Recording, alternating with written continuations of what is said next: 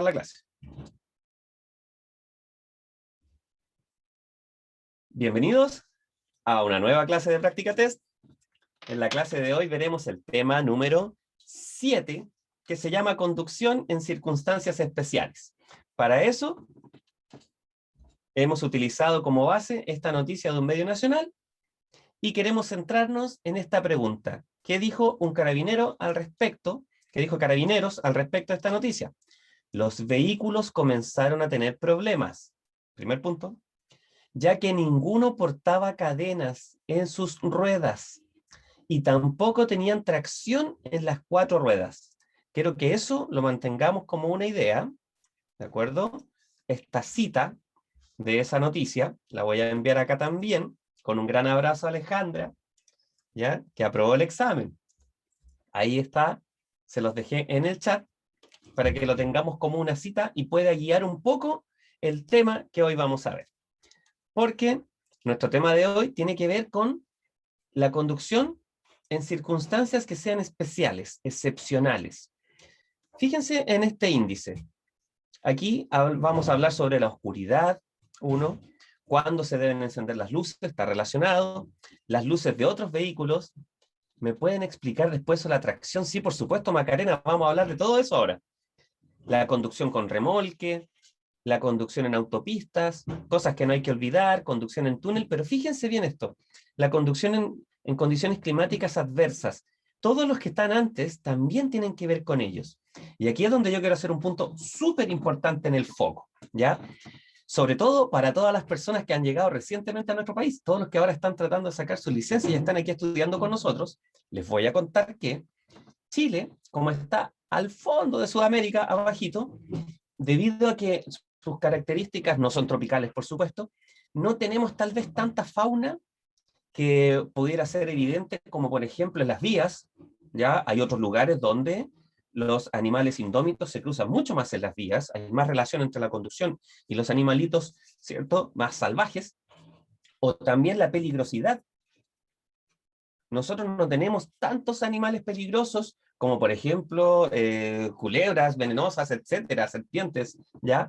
Por dar solo un ejemplo. Pero ¿qué cosa tiene Chile natural, ¿ya? Que sí hay que respetar muchísimo, así como en otros países se respeta muchísimo la fauna que pudiera ser peligrosa, y también por respetar su propia existencia, ¿cierto?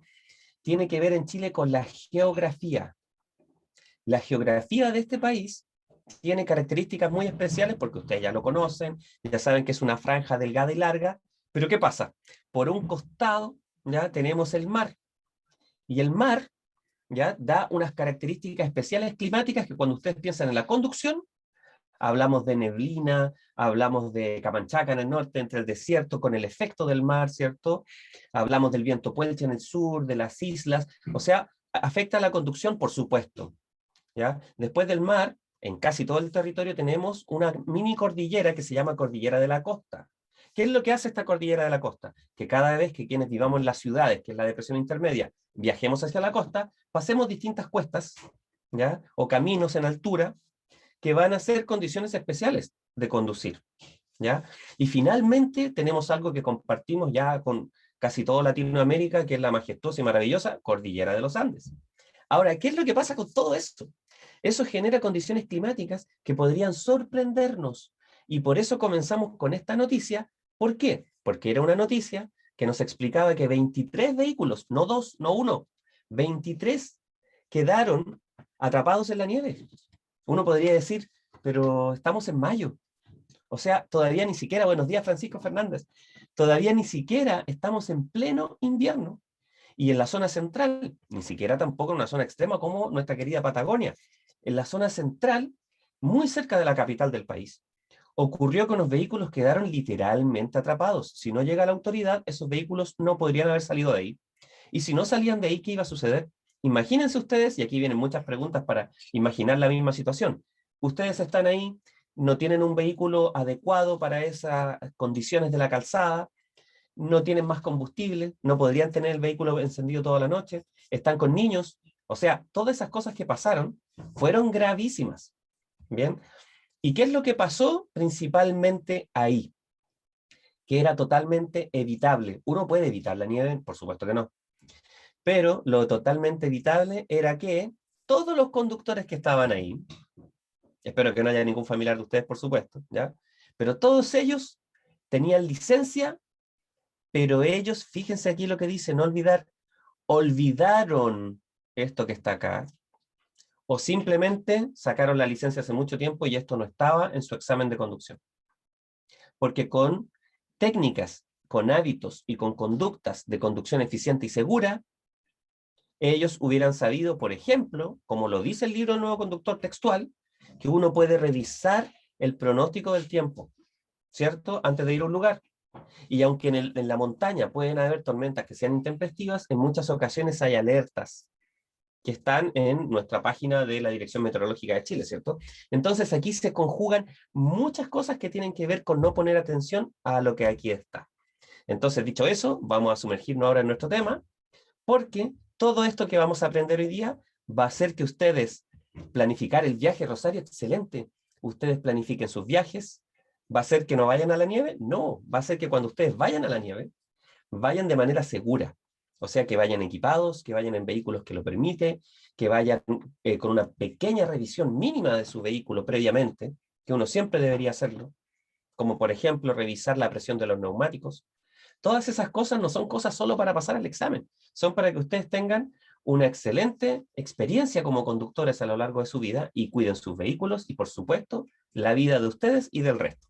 Entonces, dicho todo eso, en este país con una geografía que es bella, pero que hay que respetar mucho, veamos de qué nos habla este tema y después vamos a preguntas.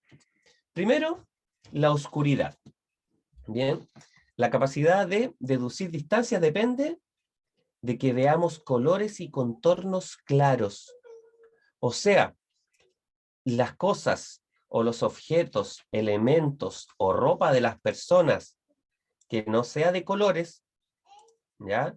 Y que no tenga contornos claros, va a impedir que nosotros podamos deducir distancias. Fíjense, no es tan simple como decir, lo voy a ver menos, no, sino que también va a afectar en mi cálculo de distancias.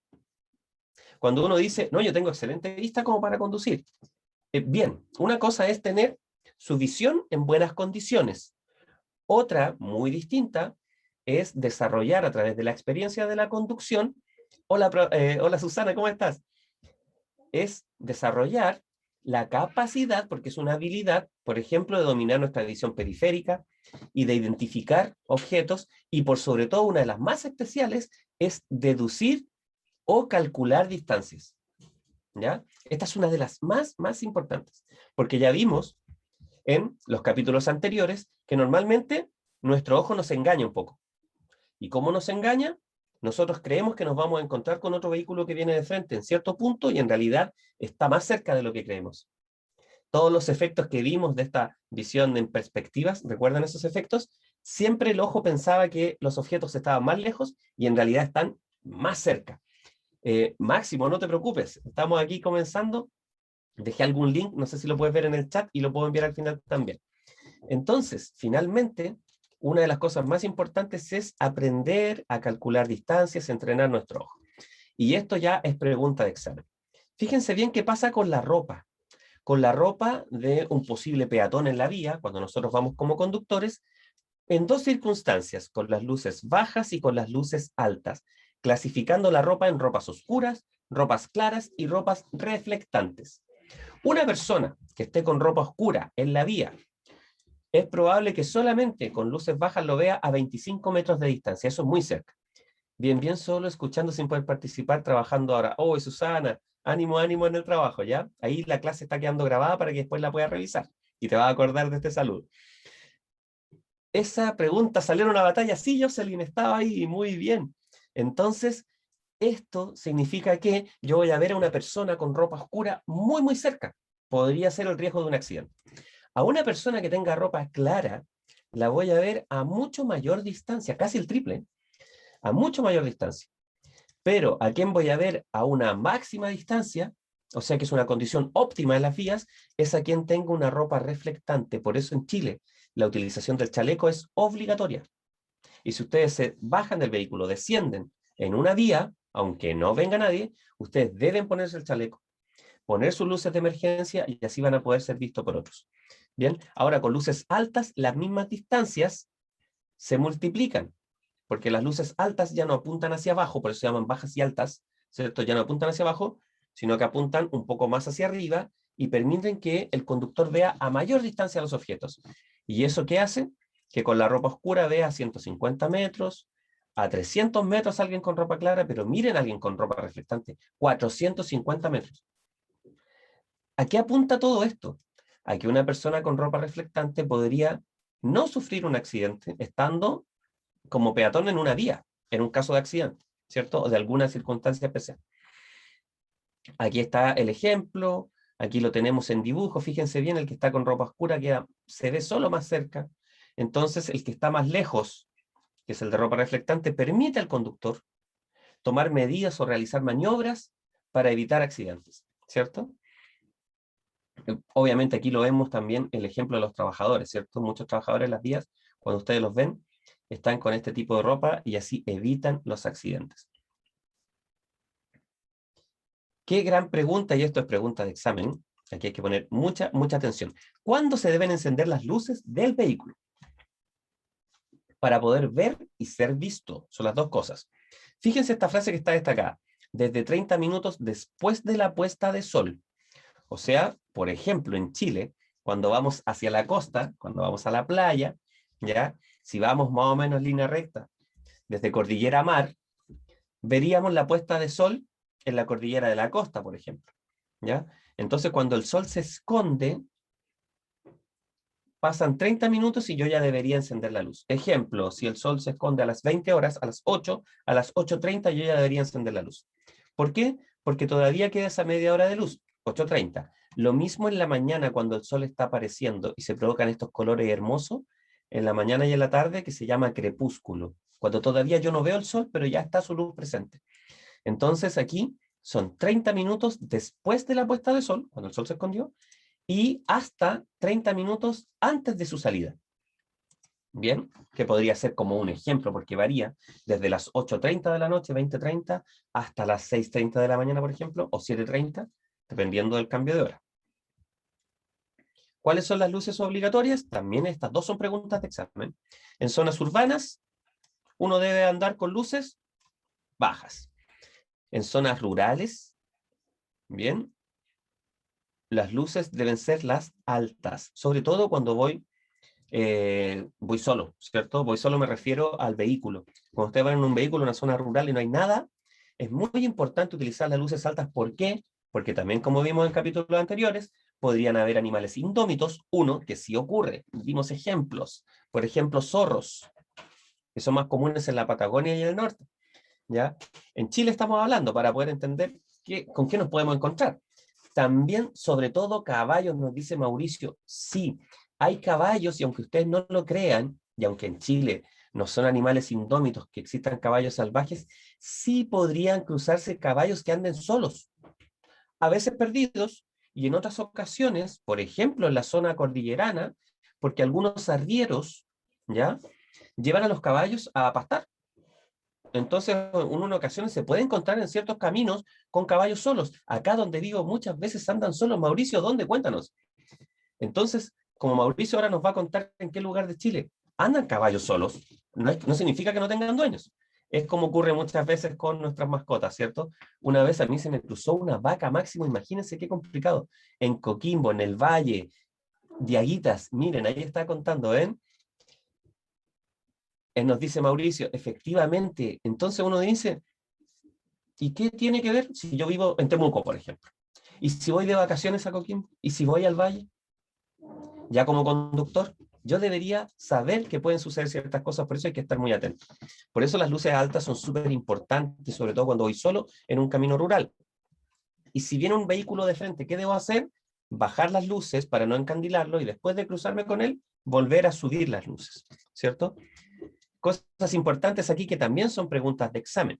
Recuerde no cambiar el color de las luces. ¿A qué se refiere esto?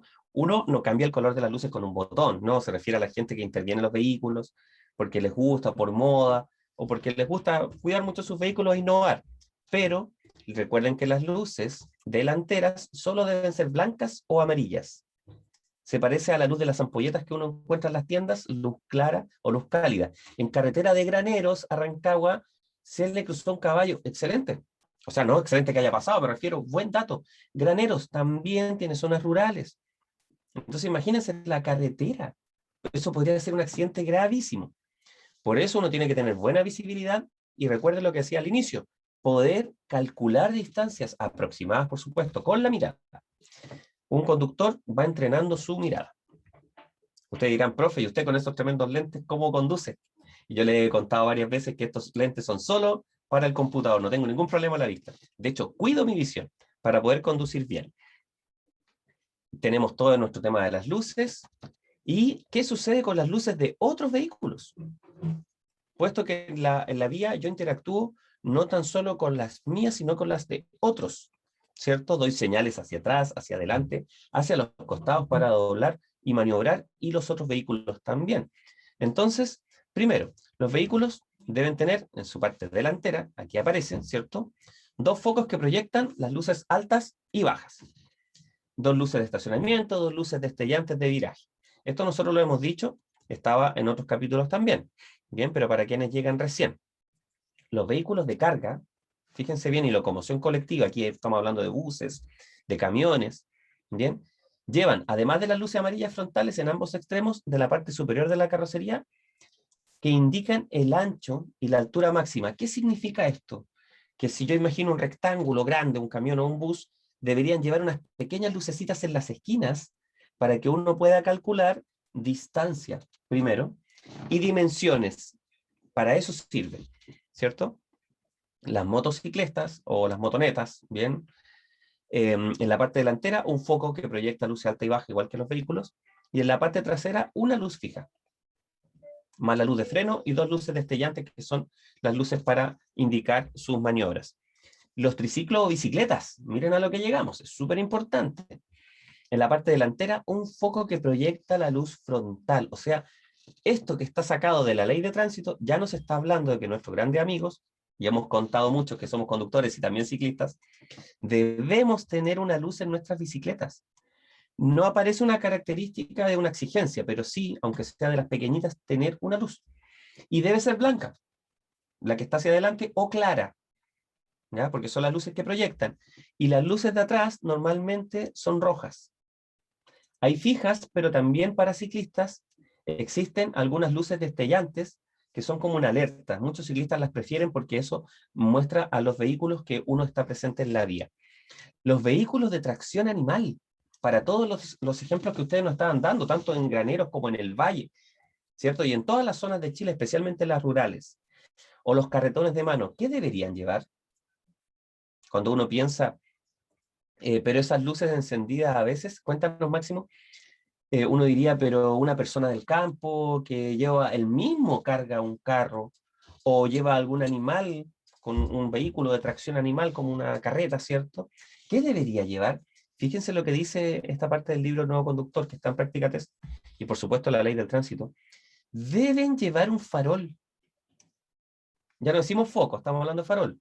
¿Por qué? Porque probablemente esa persona tiene acceso a llevar un farol con vela, farol con parafina, etcétera, etcétera.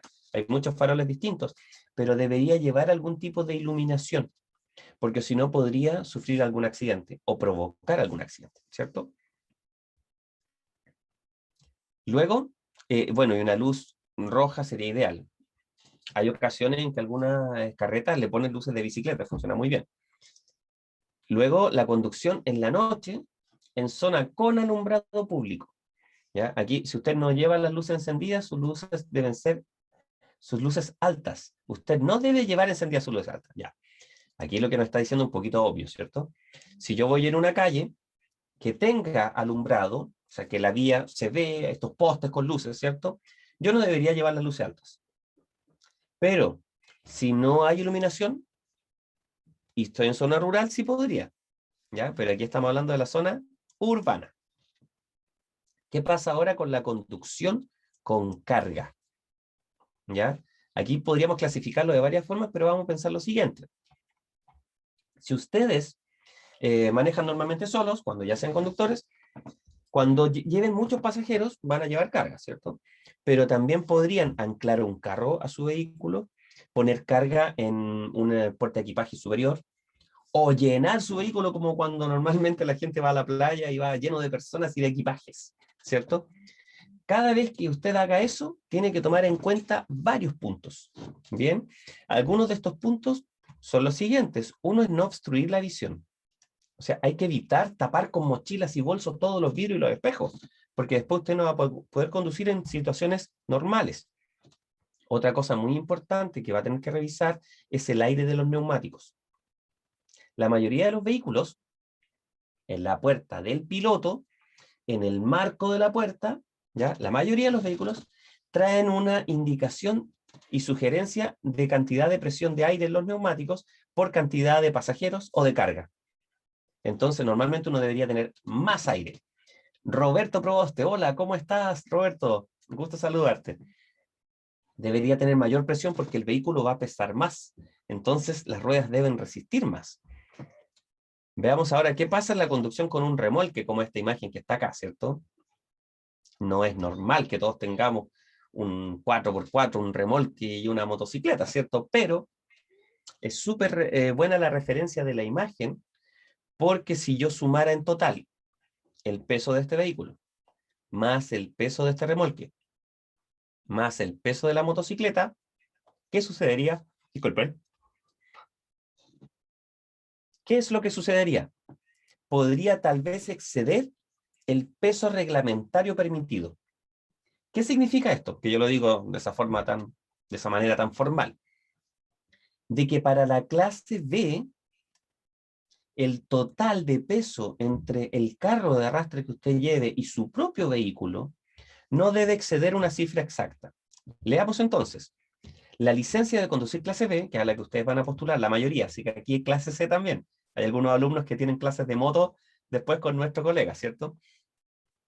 La licencia de conducir de clase B permite conducir su automóvil con un remolque liviano, dice liviano, cuyo peso no exceda la unidad motriz. O sea, primero, no debe pesar más que el auto.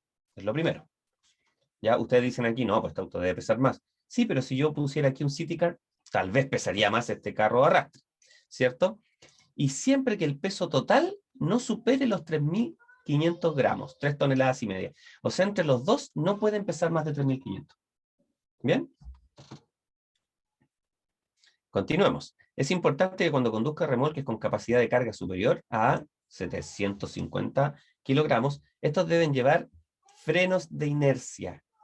¿Qué significa frenos de inercia? Que cuando frena el vehículo, frena el remolque. ¿De acuerdo? Estos frenos funcionan con el mismo peso del remolque, bien, y además deberán llevar un freno de emergencia en caso que el remolque se desprenda del vehículo, que es similar al freno de mano del vehículo, ¿cierto? Esta es una pregunta de examen importante. Recuerde siempre que si el remolque comienza a zigzaguear, que significa que se va para ambos lados el remolque, no debe acelerar hasta que recupere la estabilidad. Y antes de conducir, controle. Fíjense bien todos estos pasos súper importantes. Que la carga del remolque esté bien distribuida, muy importante. Y la presión sobre la esfera sea correcta. Que el remolque vaya bien enganchado al sistema que usted tenga con el vehículo. Que las conexiones de luces, tienen que pensar, tal vez no todos conocen esto, pero que los remolques se conectan de forma mecánica, pero también de forma eléctrica con cables y conectores que hacen que se enciendan las luces del remolque. Porque quien vaya atrás mío no va a ver mis luces, va a ver las luces del remolque, ¿cierto? Que todas las luces funcionen y estén limpias, muy importante porque muchos remolques, aunque uno los arriende, están ahí y no se ocupan todos los días, ¿cierto? Que todas las luces funcionen y estén limpias, que el freno de estacionamiento del remolque esté suelto. Que las patas y ruedas de apoyo estén sujetas y atornilladas, que los espejos retrovisores del automóvil estén bien ajustados y que el sistema de frenos, por supuesto, funcione. Ahí hay un ejemplo con remolque, ustedes pueden ver estos videos. Conducción en autopistas, otra circunstancia especial. Esta imagen es muy elocuente, me encanta, porque es de Chile primero, aquí miren, fíjense, los Andes, Chacabuco, y aquí ya está este camino en subida a esta maravillosa cordillera, Colina, San Luis, retorno a Santiago. Miren esta salida, ¿ya? Que aquí uno debería disminuir la velocidad, y uno dice, ¿por qué estos letreros están en verde? Porque aquí usted va a salir de la autopista. ¿ya? Entonces, ¿qué es lo que sucede con la conducción en autopista? Que es pensado como una circunstancia especial, algo que no pasa todos los días, aunque actualmente en Chile muchas personas, muchos conductores utilizan la autopista a diario para ir a sus trabajos, ¿cierto? De todas formas, es una conducción en circunstancias especiales. Entonces, lo primero es lo que alguien nos había dicho acá, a ver si lo encuentro rápidamente. Alguien nos dijo planificar el viaje, no recuerdo quién fue. ¿Jocelyn fue? Alguien nos dijo, Rosario, aquí está. Mira, lo busqué para nombrarte, Rosario Corbalán. Rosario nos dijo al inicio, planificar el viaje. Mira, Rosario, qué importante. Planificar el viaje. O sea, ¿qué implica planificar el viaje? Saber qué tipo de vía voy a utilizar para circular. Autopista, autovía, carretera, lo que sea, concesionada, necesito tag, no necesito tag, están realizando trabajos. Toda esa ayuda, gracias a nuestro amigo smartphone, puedo conseguir mucha información. Las condiciones climáticas de esa calzada. Por ejemplo, ¿quién viaja? Voy a dar un ejemplo, sé que es un poco centralista, pero ¿quién va a la ciudad de Olmué? ¿Ya? Que no es costera y donde hace muchísimo calor en verano. Pero para ir, si usted no va en verano, hay que pasar cuestas. Existe la cuesta La Dormida, cuesta Las Chilcas, ¿cierto? En la zona un poco norte de la capital del país. Y en esas zonas, en invierno, es tan alto el lugar de estas vías que existe hielo. Entonces uno diría, ¿el hielo está solo en la cordillera de los Andes? No, también está acá en la cordillera de la costa y uno se lo puede encontrar. ¿Y eso qué significa? Que uno ya debería saber eso. Probablemente no necesite cadenas, por supuesto, porque las cadenas son para la nieve, pero sí debería tener mi neumático en buenas condiciones, saber cómo conducir si es que yo me encuentro hielo. Y eso sucede mucho, que ustedes no lo crean. En esta clase siempre cuento el mismo ejemplo, rápidamente, sin alejarme tanto de la conducción, de una marca de ropa de montaña que se llama La Cara Norte, ¿cierto? Todos nuestros amigos que han llegado hace poco al país, muchos manejan el inglés y lo saben, esta marca que no son sponsors de nosotros, no nos pagan, pero North Face. ¿Por qué esa marca se llama así? Porque en el hemisferio norte, los montañistas más avesados suben la montaña por el lado más difícil, que es la cara norte, donde no llega el sol. Entonces ahí hay hielo, no nieve. Hola, profesor, buen día. ¿Dónde puedo encontrar el libro, Carlos? Carlos, el libro para las personas que contratan Premium en Práctica Test se lo envían por correo. Aquí está. Sé que ahora muchos en el chat me van a decir, no me ha llegado. Díganlo porque el chat queda registrado ya. Para que confirmemos ahí, porque hubo un pequeño atraso en las imprentas y se demoró en llegar. Pero los que tienen cuenta Premium incluyen el libro que se los mandan directo por correo a sus casas en todo Chile. Entonces, ¿por qué conté esto de esa marca como un ejemplo?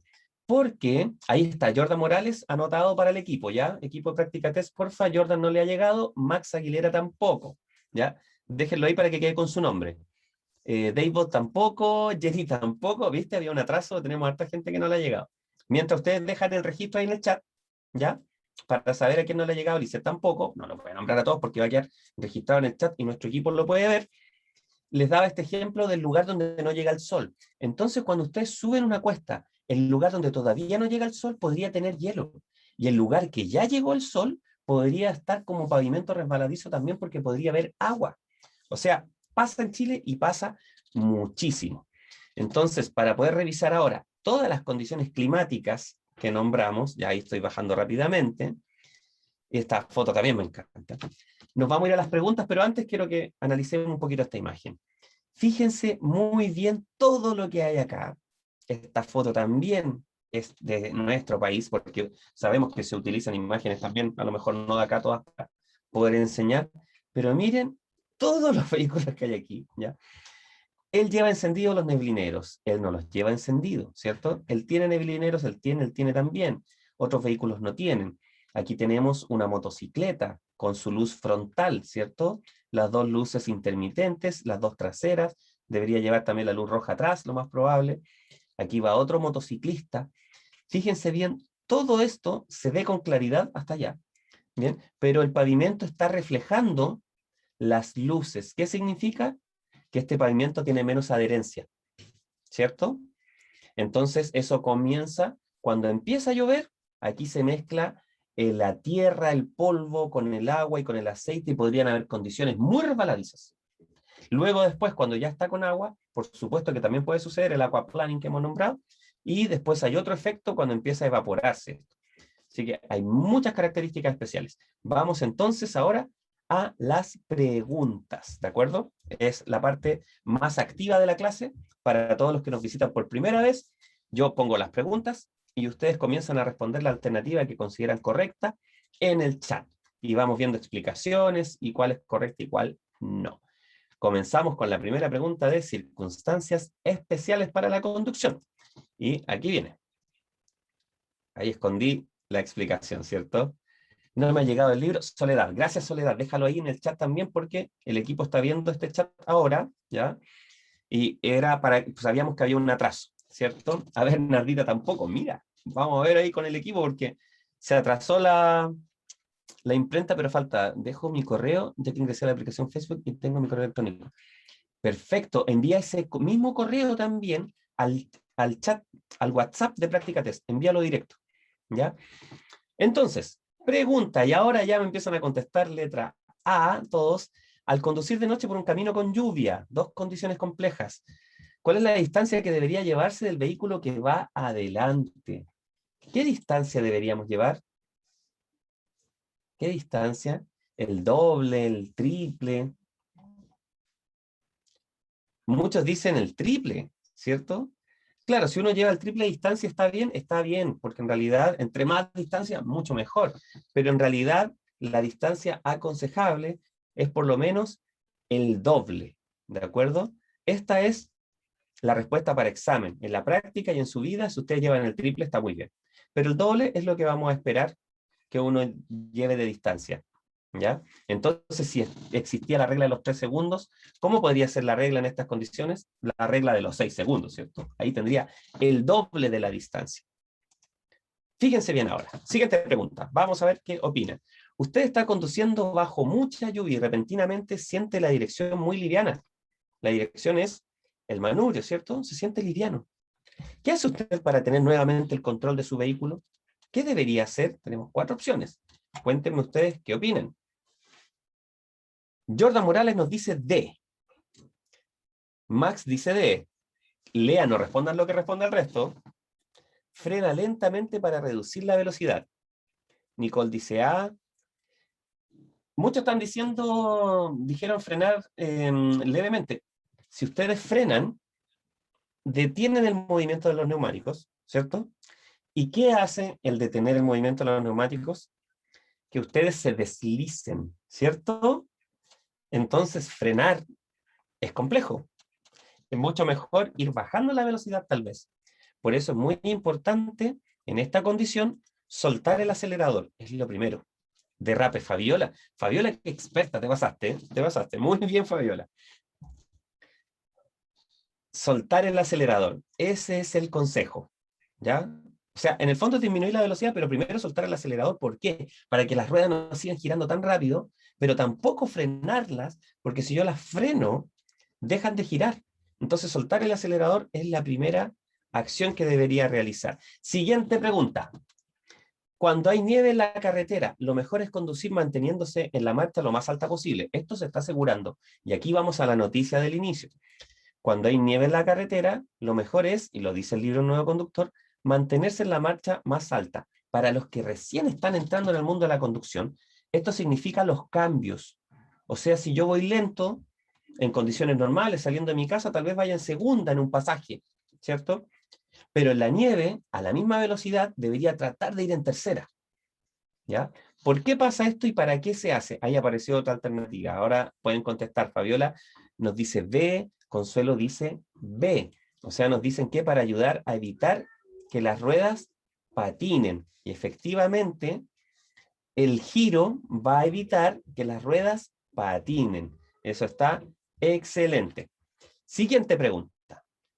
Cuando conduzca con nieve, esto no lo vimos en el contenido, alguien lo puede recordar del libro si lo ha leído ya completo, pero vamos a ver qué pasa con esta pregunta. Cuando conduzca con nieve, ¿usted debe llevar las luces? Aquí también estamos hablando de lo que pasó con estas personas, ¿cierto? El fin de semana. Bajas, Jocelyn, Consuelo, Hitter, Mauricio. Muy bien, chicos, ahí sacando la cara por el género, ¿ya? Porque acá tenemos un poder femenino, pero altísimo. Y además de expertise, exactamente. Las luces que debemos llevar son luces bajas. Y miren lo que voy a hacer acá, les voy a mostrar la explicación para que ustedes sepan de qué estamos hablando. Porque las personas que les pasó el fin de semana tal vez no lo sabían. O sea, para que ustedes sepan que estas cosas pasan, ¿ya? Y antes de eso, alguien preguntó por esto de las 4 ruedas, tracción. Ya, los vehículos normalmente, un vehículo estándar, un city car que todos tengamos, un sedán, la mayoría de los vehículos urbanos, ¿ya? Que son la mayoría de los vehículos, tienen tracción en 2 ruedas de las 4, ¿ya? Esas ruedas normalmente son las delanteras, o sea que son las ruedas que llevan la fuerza, que se conectan con el manubrio, que están conectadas al motor y que giran, ¿cierto? Ahí está la fuerza. Las ruedas de atrás no, giran por inercia, están conectadas al sistema para poder frenar y todo, pero giran por inercia. Muy pocos vehículos tienen tracción en las ruedas traseras y algunos muy pocos, que son los que dicen 4x4, tienen tracción en las 4 ruedas. ¿Para qué se han desarrollado ese tipo de vehículos? Para conducir especialmente en estos lugares y en caminos muy complejos, como caminos de montaña. Pensemos que esto viene de la época de los Jeep y vienen de los vehículos militarizados, el famoso Willys, que ahora sabemos que lo hizo la marca Jeep. Entonces los famosos Jeep, ya que hay muchos vehículos de muchas marcas, con este movimiento en las 4 ruedas tienen más fuerza. ¿Pero qué pasa? Gastan más combustible y no es necesario para la conducción urbana. Entonces, eso es lo que, para quien preguntaba por los 4x4. Y tienen estos neumáticos con surcos más gruesos para tener mayor adherencia. Entonces, toda la gente que vimos en la noticia, no vimos muchos de estos tipos de vehículos preparados para esas condiciones. ¿Y qué sucedía además con las luces cuando ya está nevando? ¿Qué le pasó a esta gente? Ya que se forma una capa con los copos de nieve. Miren la explicación.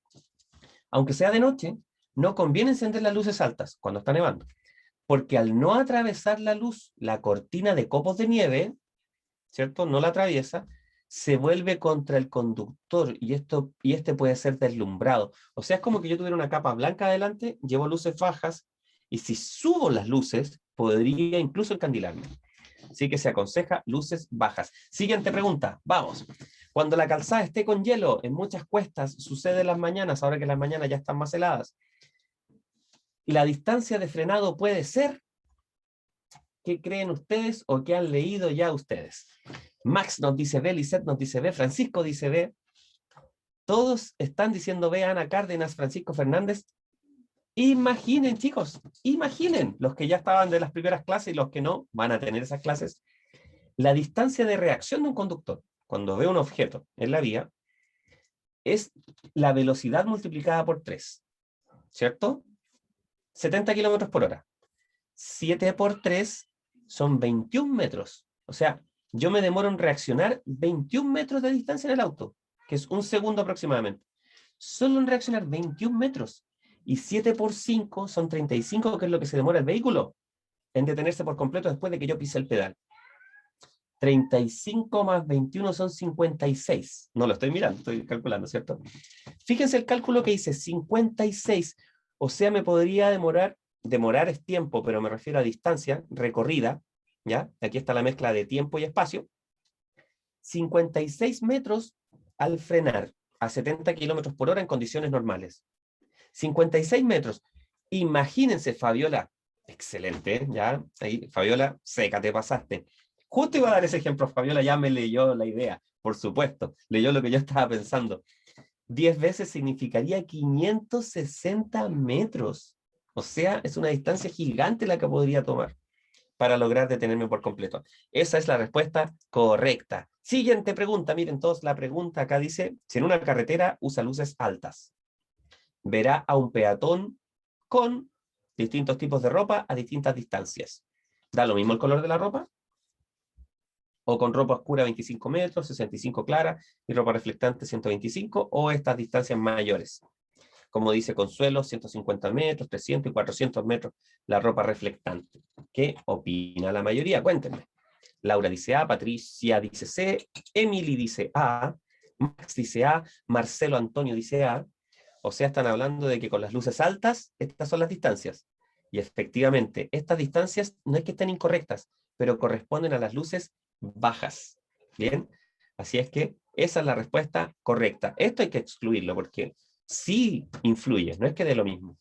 Bien, siguiente pregunta. Estamos 5 minutos pasados, pero yo sé que ustedes pueden quedarse los que más puedan para no perderse las preguntas y tal vez el desafío que tira al final. La licencia de conductor clase B le permite conducir su automóvil con un remolque ligero. ¿Cuál de estas afirmaciones es correcta? Y ahí las pueden ver todas. Cuéntenme ustedes ahora, ¿cuál es correcta? Que el peso del remolque solo puede ser hasta 10% de la unidad motriz. Dijimos que el remolque no puede pesar más que el vehículo, ¿cierto? Que el peso total, unidad motriz más remolque, supere los 3.500 kilos, cuyo peso del remolque exceda la tara de la unidad, o que el peso, como nos dice Carlos, Max y todos los demás, Marcelo, Emily, que el peso total, unidad motriz más remolque, no supere los 3.500 kilos. Sabemos que eso es lo correcto, que no supere los 3.500 kilos. Siguiente pregunta, nos quedan solo 4. La niebla reduce la visibilidad. Leí mal, Pamela leyó mal. Reduce la visibilidad y o la adherencia entre la calzada y los neumáticos, la reduce. Entonces, ¿cuál es la alternativa correcta? En algunos casos aumenta la adherencia de los neumáticos. Sí, la niebla reduce la visibilidad y cuando es muy espesa prácticamente la elimina. Además reduce la adherencia de los neumáticos. O no, solo reduce la visibilidad. ¿Qué creen ustedes? Cuéntenme. Denis, Fabiola dicen D, Consuelo dice B. Bernardita dice B, Carlos dice B. Sí, la niebla reduce la visibilidad. Y cuando es muy espesa, prácticamente la elimina, la visibilidad. Recuerden nuestra famosa Camanchaca, ¿cierto? La neblina del norte. Además, reduce la adherencia de los neumáticos al mojarse el pavimento. Esa es la alternativa correcta. Nos quedan 3 preguntas. Con viento fuerte. Aquí nos vamos de la Camanchaca del norte al viento puelche de la Patagonia, desde el sur de nosotros, y sabemos que al sur, ¿qué es lo que sucede? Y también en la cordillera, y también sucede en algunas partes del norte, por supuesto en la cordillera, diferentes taras de peso. Ahí voy a ver esa pregunta. Con viento fuerte, que existe viento que llega a mover los neumáticos, o sea, los vehículos, ¿qué debe hacer para corregir las desviaciones? Cuando usted va manejando el viento muy fuerte, el viento va a desviar un poco el vehículo. Entonces, para corregir esa trayectoria, C y D nos están diciendo, frene firmemente, no hay que frenar firmemente. Soltar el volante, no. La respuesta está acá, ¿cierto? Todos están entre C y D. Sujeta el volante con firmeza y gírelo contra el viento o gírelo a favor del viento. Esa es la diferencia, en contra o a favor del viento. La respuesta es contra el viento. Es la única concepción distinta, si era a favor o contra el viento. O sea, si el viento viene desde acá, yo giro el manubrio para allá, para ir un poco en contra del viento. Para eso es. 2 últimas preguntas. Al circular por autopista y carreteras, usted no debe utilizar la berma para circular. Puede circular por la berma, pero respetando algunas señales. Usará la berma para descansar en algún viaje largo, que es todo este espacio que está aquí. Berma. A y C, Denise y Jordan. Fabiola dice A, Jocelyn dice A. No debe utilizar la berma para circular. Exactamente, no debe circular por la berma. No se debe utilizar para circular. Última pregunta. El encendido de luces del vehículo se realizará media hora antes de la puesta de sol y hasta media hora antes de su salida, cuando usted esté muy atento a las condiciones de tránsito, cada vez que las condiciones de visibilidad lo hagan necesario, y media hora después de la puesta de sol y antes de su salida. Rosario, Sergio, Paula no están mal, aunque digan A y C. Pero aquí yo puse esta pregunta especialmente para eso. Desde aquí en adelante es igual a la alternativa A, media hora después de la puesta de sol y hasta media hora antes de su salida.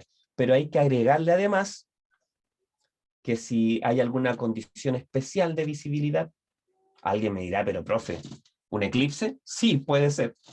¿Por qué no? ¿Ya? O también puede ser por neblina, o incluso por cambio horario. ¿Ya? Entonces, se debe tomar en cuenta que aparte de la media hora ya reglamentaria, debería uno utilizar las luces cada vez que hay una condición de visibilidad que lo hagan necesario. Es una sola, es la respuesta C, ¿de acuerdo? Esa fue Ok, gracias Rosario, muy bien. Esa fue la última pregunta y ahora vamos a despedirnos de la grabación para todos quienes revisen esta clase posteriormente. Fue un gusto ver las condiciones especiales y nos veremos en una próxima clase grabada o en vivo si es que ustedes pueden asistir.